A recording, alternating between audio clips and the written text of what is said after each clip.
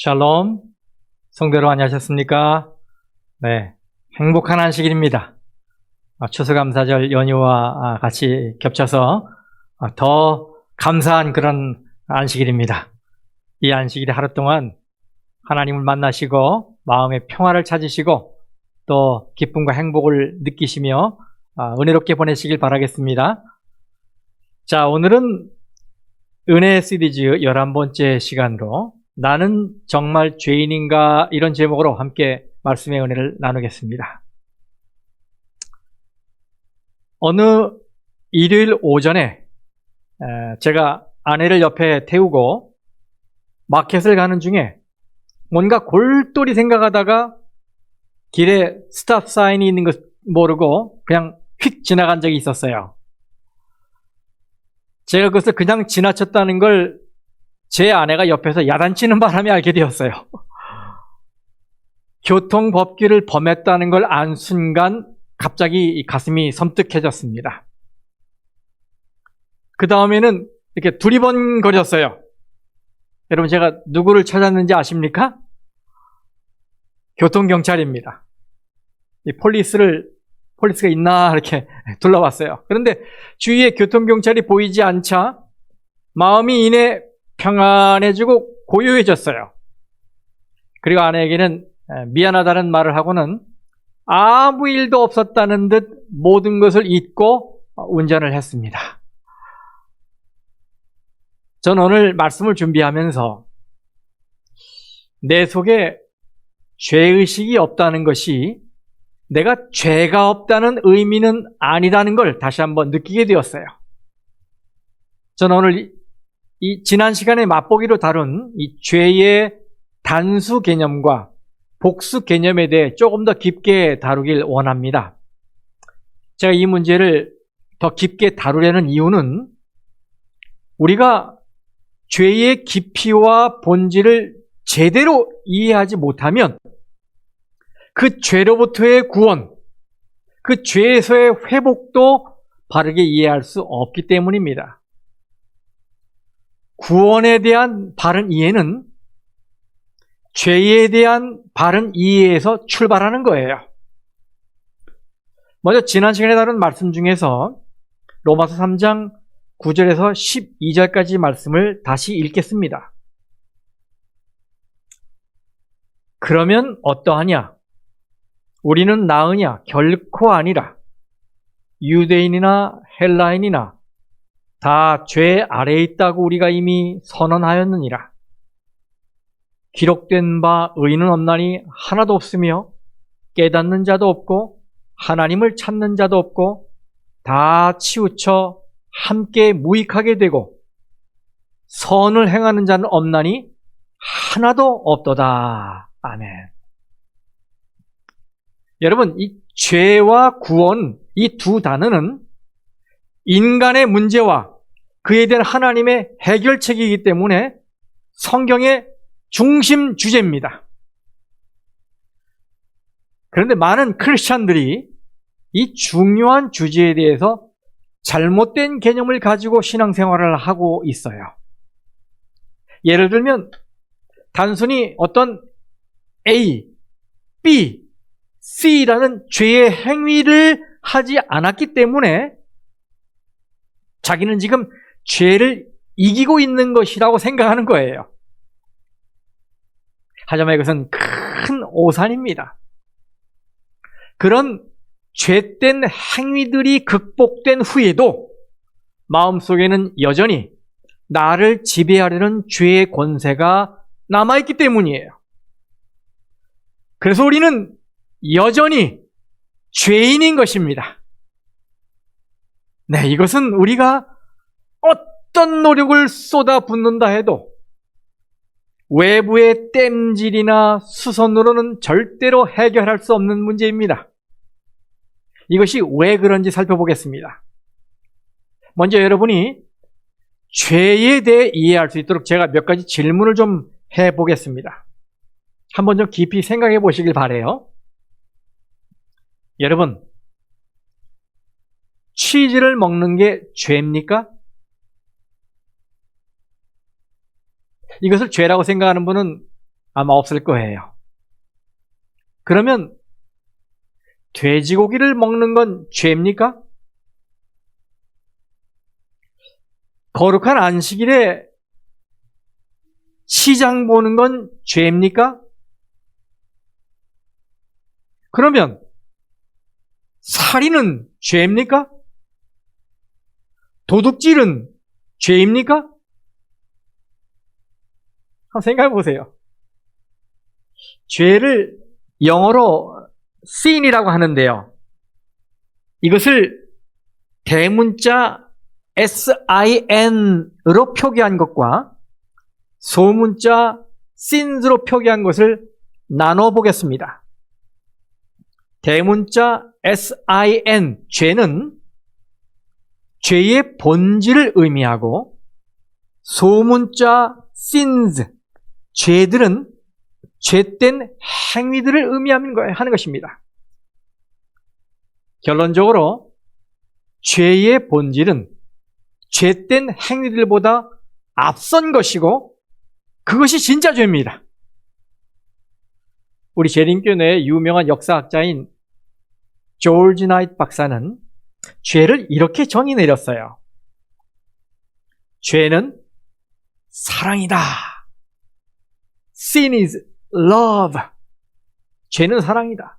그는 이 사랑을 여러 그 사랑의 그 용어들이 있잖아요. 근데 그 중에서 하나님이 인간에 대해 가지신 아가페 사랑으로 표현했어요. 죄가 아가페 사랑이라니, 이게 무슨 뚱딴지 같은 소린가? 그런데 그가 왜 그렇게 정의를 내렸는지 살펴보면, 아, 그렇구나 하면 이해하게 돼요. 자, 여러분, 왜 죄가 아가페 사랑일까요? 누가복음 11장에서 예수님은 바리새인들을 이런 말씀으로 정죄하셨습니다. 예수님이 무슨 이유로 이렇게 말씀하셨는지 생각해 보세요. 누가복음 11장 43절입니다. 화 있을진저 너희 바리새인이여, 너희가 회당의 높은 자리와 시장에서 문안받는 것을 기뻐하는도다. 여러분, 여기 기뻐하는도다라는 말은 헬라어 아가파오의 번역인데요. 이것은 아가페라는 이 사랑의 동사형이에요. 자, 그럼 여러분, 예수님은 왜 바리새인들에게 화를 선언하신 것입니까? 네, 그들이 회당에서는 높은 자리에 앉기를 아가파오, 즉 사랑하고, 시장에서는 인사받기를 아가파오 했기 때문이에요. 이해하시죠? 여러분, 마태복음 22장을 보면 예수님께서 우리가 이 아가페 사랑을 어디에 놓아야 하는지 가르쳐 주셨어요. 누가복음 22장 37절부터 읽겠습니다. 예수께서 이르시되 네 마음을 다하고 목숨을 다하고 뜻을 다하여 주 너의 하나님을 사랑하라 하셨으니 이것이 크고 첫째 되는 계명이요 둘째도 그와 같으니 내 이웃을 네 자신과 같이 사랑하라 하셨으니 이 두 계명이 온 율법과 선지자의 강령이니라. 여러분, 여기 이 사랑하라라는 말이 나오는데 이 단어가 바로 아가페 사랑의 동사형 아가파오예요.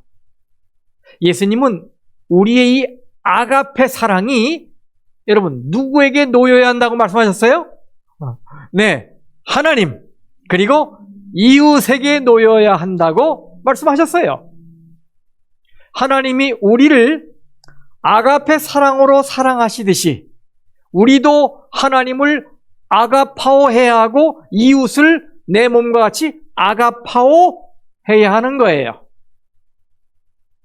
그런데 바리새인들은 그 아가페 사랑을 잘못된 대상에게 올려놨습니다.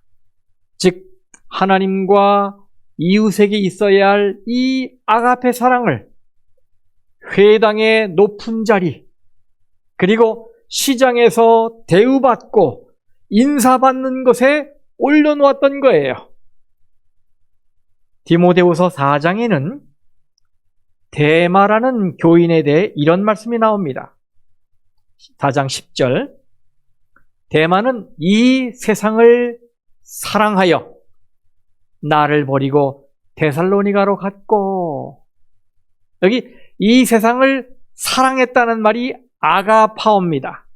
이 세상을 아가파오해서 신앙의 일에서 떠났다, 이 말이에요. 하나님 대신 누구를 사랑한 것입니까? 네, 세상을 사랑한 거예요.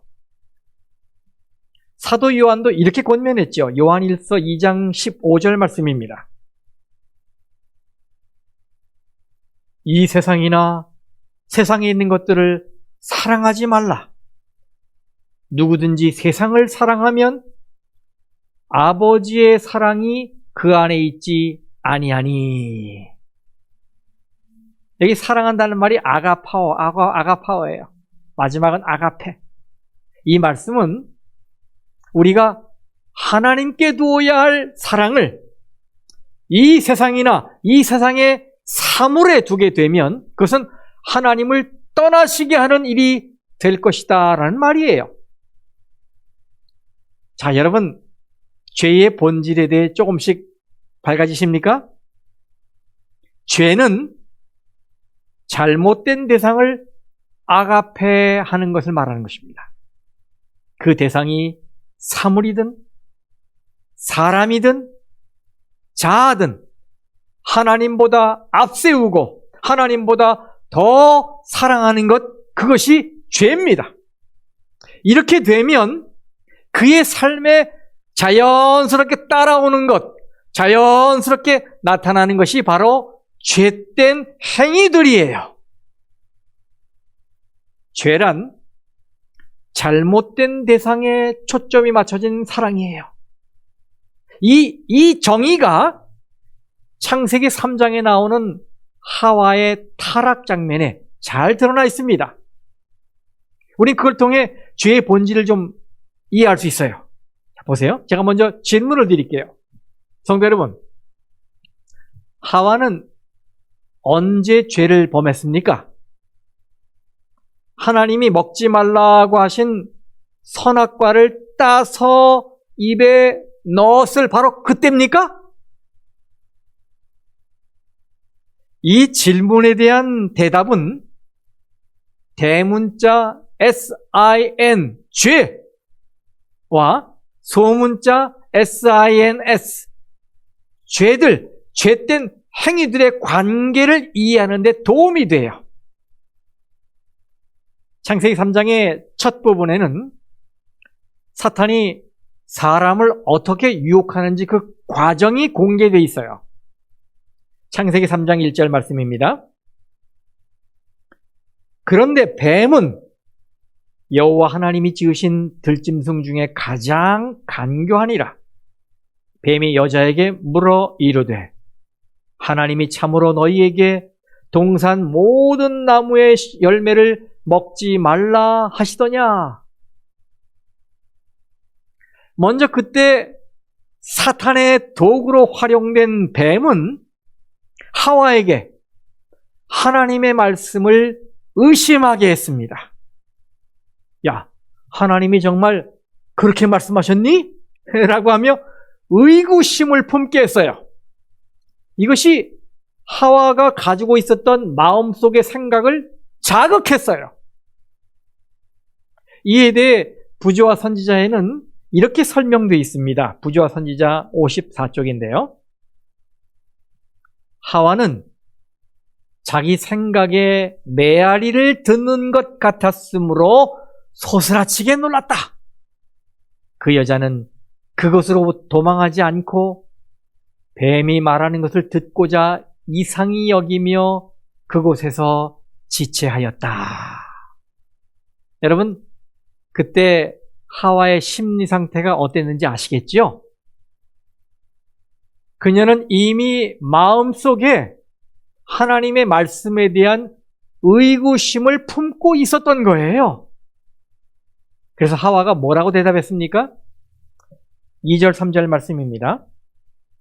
여자가 뱀에게 말하되 동산나무의 열매를 우리가 먹을 수 있으나 동산 중앙에 있는 나무의 열매는 하나님의 말씀에 너희는 먹지도 말고 만지지도 말라. 너희가 죽을까 하노라 하셨느니라. 여러분, 하와는 하나님이 금하신 것을 과장해서 표현했지요. 그러면서 하나님께 대한 신뢰, 하나님께 대한 사랑이 흔들리고 있다는 것을 드러냈어요. 그래서 뱀이 뭐라고 그랬습니까? 4절 말씀에 뱀이 여자에게 이르되 너희가 결코 죽지 아니하리라. 이건 이런 말이에요. 하와, 설마 네가 정말 그 말을 믿는 건 아니겠지? 야, 말도 안 돼. 나를 봐봐. 내가 만졌는데 죽었어? 내가 먹었는데 죽었어? 이건 먹어도 절대 죽지 않아. 이런 말이에요. 여기에 사탄의 두 번째 전략이 들어있지요. 그것은 하나님이 정말 말씀하신 그대로 행하실까? 라고 의심하게 하는 거예요. 에이, 과연 하나님이 내가 과일을 만졌다고 해선 나를 죽이실까? 이런 의심을 하게 하는 거예요. 이러면서 더 깊은 유혹 속으로 빠져드는 거죠. 5절 말씀입니다. 뱀이 말하고 있어요. 너희가 그것을 먹는 날에는 너희 눈이 밝아져 하나님과 같이 되어 선악을 알 줄 하나님이 아심이니라. 사탄은 하와에게 하나님은 너무나 이기적인 분이라 자기 자신을 위해서 가장 좋은 것을 아끼고 있는 거다 라고 말하면서 하나님의 선한 의도를 의심하게 했어요. 하나님은 네가 행복해지는 걸 원하지 않아. 이런 생각을 넣어준 거예요. 그래서 하와는 하나님을 믿을 수 없는 분으로 생각을 합니다. 뱀이 꼬이죠. 하와, 네 마음대로 해. 믿을 건 너 자신밖에 없어. 너의 운명은 네 자신이 주고 있는 거야. 사탄의 이런 식의 추론과 논리에 끌려서 하와는 드디어 열매를 따서 먹습니다. 6절 말씀. 자, 여자가 그 나무를 본즉 먹음직도 하고 보암직도 하고 지혜롭게 할 만큼 탐스럽기도 한 나무인지라. 여자가 그 열매를 따먹고 자기와 함께 있는 남편에게도 주매 그도 먹은지라. 자, 여러분, 하와가 언제 죄를 졌습니까? 열매를 따 먹을 때였습니까? 아니면 열매를 따 먹기 전이었습니까? 네, 하와는 열매를 따 먹기 전 이미 마음속의 생각으로 하나님을 불신하고 하나님의 말씀을 의심했기 때문에 관계가 끊어져서 죄를 지은 겁니다. 그래서 그 다음에 열매를 따서 먹는 이 행위는 마음속 죄의 결과였어요. 하와는 속으로 이렇게 말한 거예요. 하나님, 이제 제 마음대로 하고 싶으니까 제발 좀 사라져 주세요. 이렇게 마음에서 하나님을 밀어낸 순간 하와가 죄를 범한 것입니다. 자신의 생각을 중심에 놓고 하나님의 말씀보다 자신의 판단을 더 따랐을 때 이미 죄를 지은 겁니다. 네, 하와는 열매를 따먹기 전에 이미 타락했어요. 이 자아에 대한 사랑, 이기심, 이것이 바로 대문자 SIN, 죄의 본질인 것입니다. 그래서 대문자 죄가 소문자 죄된 행위를 낳은 거예요. 여기 부조와 선지자 55쪽에 이런 말씀을 주셨어요. 그 여자는 하나님의 말씀을 불신하였는 바 바로 이것이 그 여자를 타락으로 이끈 것이었다. 그렇죠? 이 죄가 죄된 행위를 낳은 거예요. 예수님도 같은 견해를 마태복음 15장에서 말씀하셨습니다. 입에서 나오는 것들은 어디서 나오나니? 네, 마음에서 나오나니 이것이야말로 사람을 더럽게 하느니라. 마음에서 나오는 것은 악한 생각과 그 다음에 뭐예요? 살인, 간음, 음란, 도둑질, 거짓 증언, 비방이니. 네, 여러분 대문자 SIN 죄의 본질은 소문자 SINS 죄된 행위들 그 이전이에요.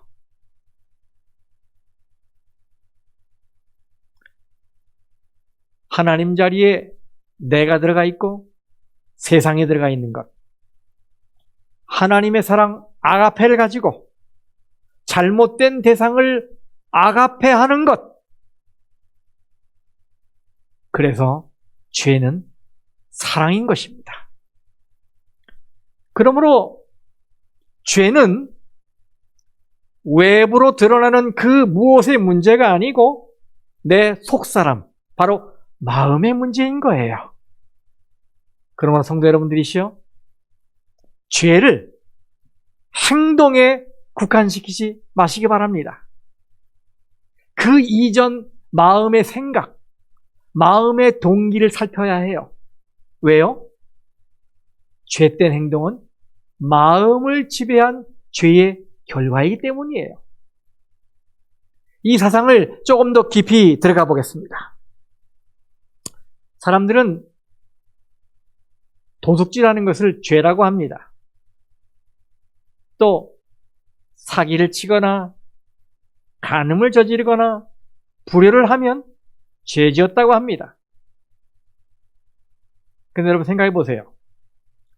이런 도덕적인 행위와 관련된 죄들은 예수님이 아니라도 속죄할 길이 있습니까? 네. 이런 윤리적인 행위의 죄들은 예수님의 피의 공로를 믿지 않아도 이 세상에서 속죄가 가능합니다.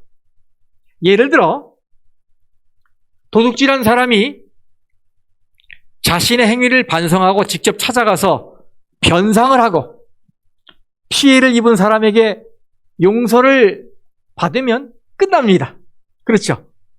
또 필요하다면 법적인 처벌도 달게 받은 후에 그 이후 불이웃을 돕고 선한 봉사를 하는 사람으로 바뀌면 그는 더 이상 도둑이 아니에요. 죄값을 치렀기 때문에 더 이상 죄인이 아닙니다. 오히려 나중에는 봉사상을 줘야 할지 모르겠어요. 물론 살인과 같은 중죄들은 좀 심각한 것이겠지만 말입니다. 다시 정리하면 도덕적인 이 범법 행위들은 예수님의 피해 공로가 없어도 이 땅에서 속죄의 기회가 있어요. 그런데 성경은 예수님이 우리를 어디서 구원하러 오셨다고 했어요? 네, 죄에서 구원하러 오셨다고 했잖아요. 그러면 여러분 예수님이 우리의 어떤 죄에서 구원하신다는 말씀입니까? 어려운 일이 와도 잘 참고 원수를 용서하고 이웃을 잘 섬기고 착한 일을 많이 하고 이 사회의 도덕과 윤리를 잘 지키고 술, 담배도 끊은 사람이라면 행위가 이렇게 올바른데 그에게도 구원이 필요할까요? 네, 이 구원은 이런 죄된 행위를 포함하여 그 이상의 근본적인 문제로부터의 구원인 것이 분명해요. 그러면 어떤 죄로부터의 구원 때문에 우리가 예수님을 필요로 하는 걸까요? 네, 그것은 윤리적인 범법 행위가 아니라 본질적인 죄로부터의 구원입니다. 여기서 본질적인 죄란 행위, 이 행동 이전에 보다 근원적인 자기 사랑의 정신을 말하는 거예요. 루스벨이 이것 때문에 마귀로 전락했고, 하와가 이것 때문에 죄된 인류의 어머니가 되었고, 가인이 이것 때문에 최초의 살인자가 되었고, 작은 뿔이 이것 때문에 적그리스도가 되었습니다. 이 근원적인 죄, 즉 하나님이 아니라 나의 뜻, 나의 생각, 나의 판단, 나의 방법을 우선시하는 이 자기 중심의 이기심과 교만이에요. 그런데 안타까운 것은 매우 진실한 그리스도인들마저도 이 죄에 대하여 그렇게 걱정하고 있지 않다는 사실입니다. 저를 포함해서 많은 교인들이 대문자 sin, sin, 죄에 대해 진정으로 관심을 가지고 있지 않은 것 같아요. 사람들은 그저 바깥으로 드러나는 행위에만 초점을 맞춰 판단합니다. 그래서 그 이면의 마음이나 태도는 과소평가하고 있어요. 사람들은 살인이나 절도나 거짓말이나 부정직 같은 이 행위들에 대해서는 염려하고 있지만 대문자 sin, 죄는 소홀히 취급하고 있어요. 그래서 그들은 이러저러한 죄된 행위를 하지 않으면 자기들이 죄를 정복한 것으로 착각합니다. 과연 그렇습니까, 여러분? 그런 행위를 하지 않으면 죄인이라는 칭호를 벗을 수 있나요? 아닙니다.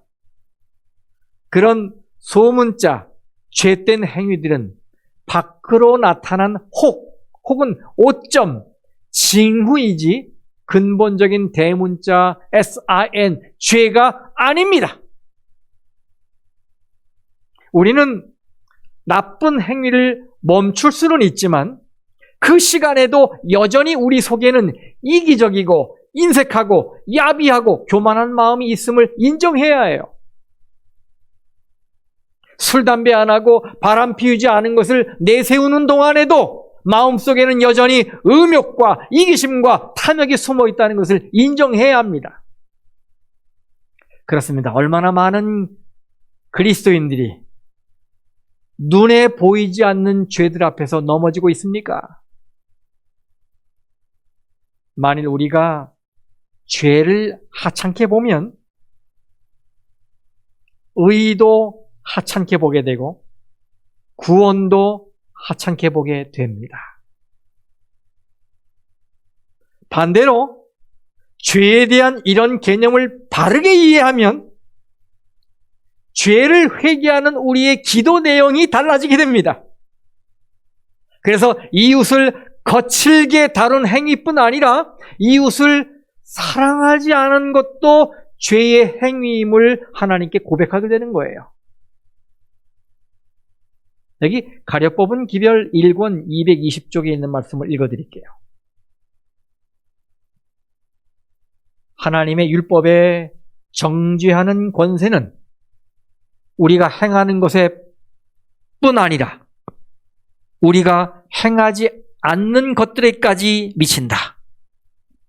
우리는 하나님께서 행하라고 요구하신 일들을 소홀히 하는 우리 자신을 정당화해서는 안 된다.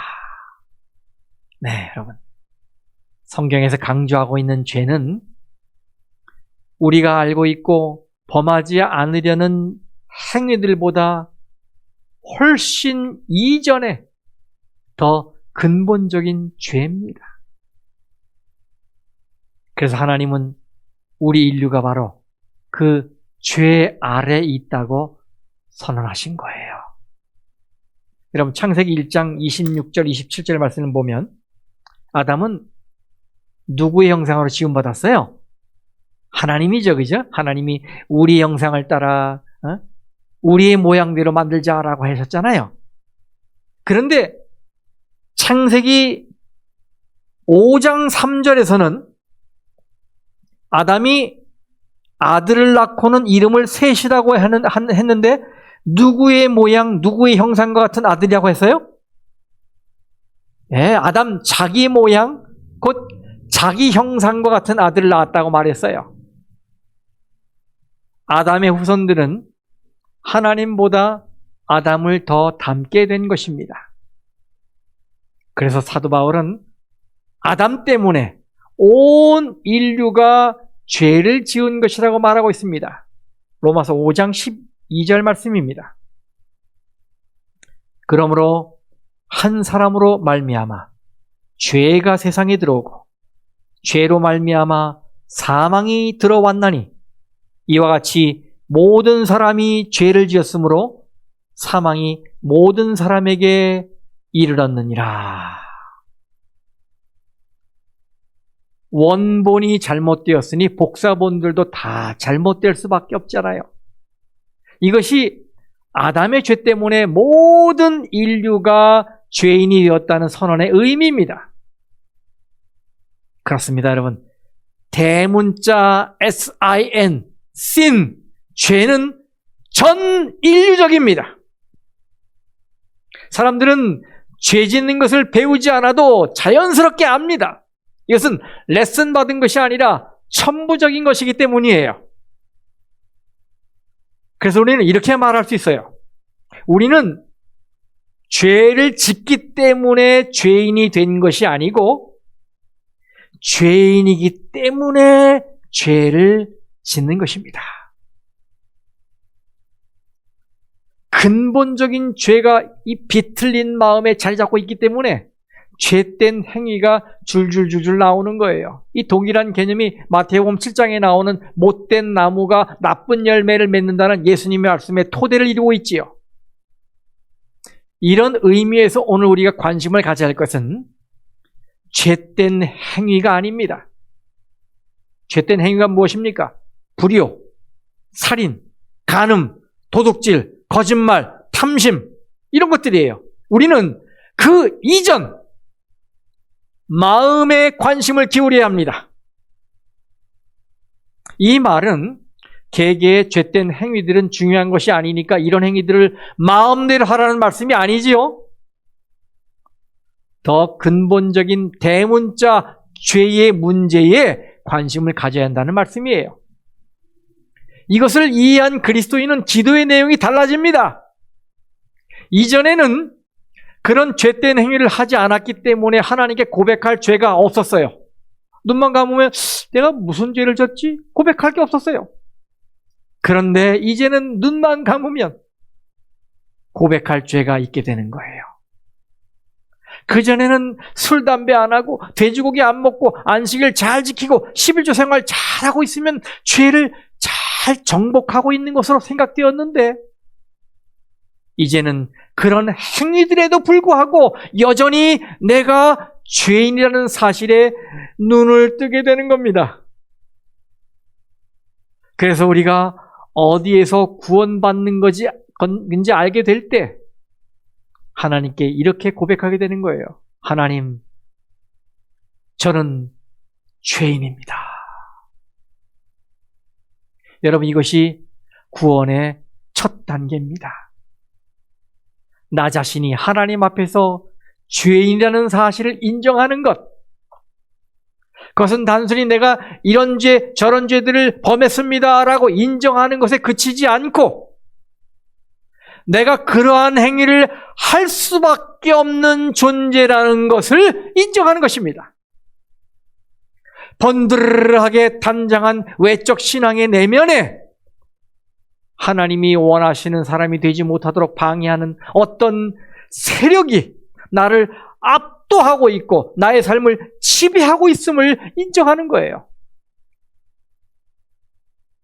그래서 사도 바울이 이렇게 표현한 거예요. 3장 9절에 그러면 어떠하냐? 우리는 나으냐? 결코 아니라.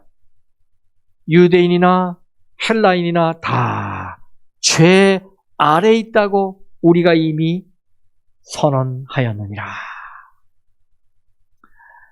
죄의 세력에 압도당하여 죄에게 끌려달 수밖에 없는 노예 인생이라는 거예요. 그래서 우리에게 누가 필요하다는 말입니까? 여기 생애의 빛 24쪽, 25쪽에 이런 말씀이 있습니다. 우리 스스로 죄의 권세에서 벗어나기는 불가능하다. 우리의 마음은 죄에 물들어 있으며 우리 스스로 이를 바꿀 수가 없다. 교육, 바른 예절, 의지력은 모두 옳은 일을 하는데 도움이 되도록 제각기 적절한 역할을 한다. 그러나 그것들은 우리의 마음을 변화시킬 수 없고 우리의 생애를 순결하게 할 수도 없다. 오직 위로부터 온 새 생명, 곧 우리 안에서 역사하는 능력이 우리를 죄 있는 상태에서 거룩한 상태로 변화시킬 수 있다. 그 다음 다 같이 읽겠습니다. 시작. 그 힘은 그리스도시다. 아멘. 그 힘은 그리스도시다. 성도 여러분, 그래서 우리에게 그리스도가 필요한 것입니다. 죄를 행위로 생각하는 사람은 거기서 벗어나는 구원도 행위로 생각합니다. 그래서 자꾸 뭐 하려고 그래요? 자기 행위로 구원에 이르려고 노력하는 거예요. 이해하시겠죠? 성도 여러분, 하나님 앞에서 나 자신이 죄인임을 인정하고 구원자 예수 그리스도를 붙잡기 위해 손을 뻗치시길 간절히 바랍니다. 우리가 다음 주에 연말 기도주를 맞이하게 되잖아요. 우리의 죄를 회개할 수 있는 절호의 찬스고 중요한 기간이지요. 이 기간 동안에 여러분 각자가 하나님, 저는 정말 죽을 수밖에 없는 죄인입니다. 그래서 저는 그리스도가 필요합니다. 이런 진정한 회개의 기도, 그리스도를 필요로 하는 기도를 하나님께 드리길 바랍니다. 그리고 그 기도를 하면서 예수님의 구원하시는 은혜를 깊이 체험하고 마음속 깊은 곳에서 감사가 용솟음치는 이 뜨거운 영적 경험을 우리 모두가 교회적으로 하게 되기를 간절히 바랍니다.